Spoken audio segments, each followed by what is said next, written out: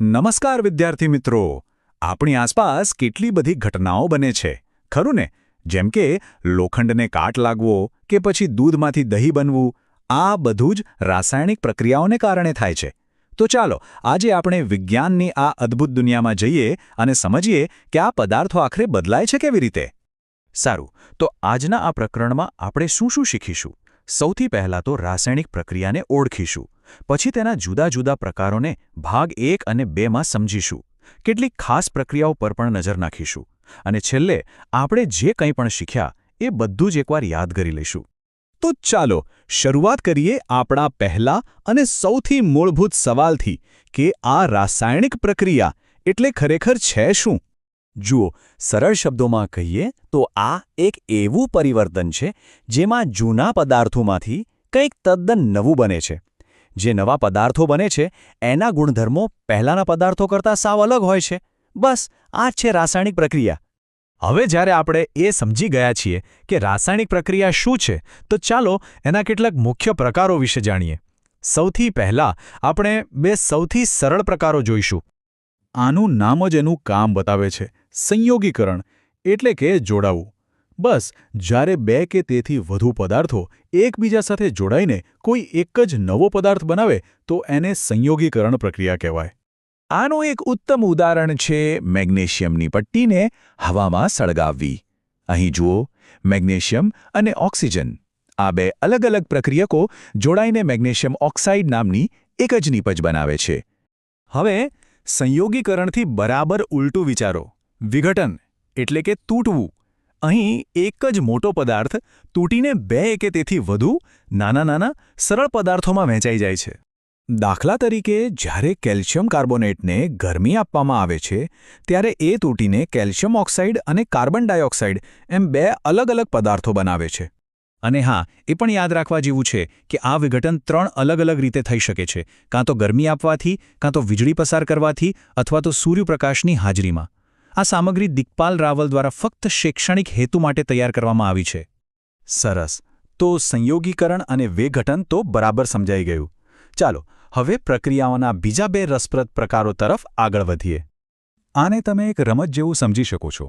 અહીં એક વધુ સક્રિય એટલે કે મજબૂત તત્વ એક ઓછા સક્રિય એટલે કે નબળા તત્વને તેની જગ્યાએથી હટાવી દે છે અને પોતે ત્યાં ગોઠવાઈ જાય છે.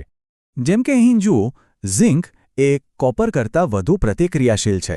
એટલે જ્યારે ઝિંકને કોપર સલ્ફેટના દ્રાવણમાં નાખવામાં આવે તો એ કોપરને હટાવીને તેની જગ્યા લઈ લે છે અને ઝિંક સલ્ફેટ બનાવે છે. હવે આમાં તો જાણે બે સંયોજનો પોતાના આયનોની અદલાબદલી કરે છે. એટલે કે બંને સંયોજનોમાંથી એક ભાગ છૂટો પડીને એકબીજા સાથે જોડાઈ જાય છે અને બે તદ્દન નવા જ સંયોજનો બનાવે છે. આનું એક શ્રેષ્ઠ ઉદાહરણ છે લેડ નાઇટ્રેટ અને પોટેશિયમ આયોડાઇડ વચ્ચેની પ્રક્રિયા.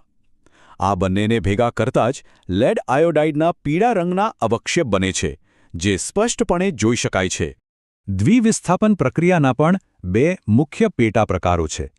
એક છે અવક્ષેપણ, જેમાં હમણાં આપણે જોયું એમ કોઈ અદ્રાવ્ય ઘન પદાર્થ બને, અને બીજું છે તટસ્થીકરણ, જેમાં એસિડ અને બેઝ ભેગા મળીને એકબીજાની અસરને નાબૂદ કરી ક્ષાર અને પાણી બનાવે છે. આ સામગ્રી દિક્પાલ રાવલ દ્વારા ફક્ત શૈક્ષણિક હેતુ માટે તૈયાર કરવામાં આવી છે. ચાલો હવે આપણે બે એવી ખાસ પ્રક્રિયાઓ વિશે વાત કરીએ જે આપણા રોજિંદા જીવનમાં ખૂબ જ મહત્વનો ભાગ ભજવે છે. ઓક્સિડેશન અને રિડક્શન. આ બંને પ્રક્રિયાઓ હંમેશા સાથે જ થાય છે. જ્યારે કોઈ એક પદાર્થ ઓક્સિજન મેળવે તો તેને ઓક્સિડેશન કહેવાય, અને તે જ સમયે કોઈ બીજો પદાર્થ ઓક્સિજન ગુમાવે તો તેને રિડક્શન કહેવાય. આ બંને સાથે થાય એટલે જ એને રિડોક્સ પ્રક્રિયા કહે છે.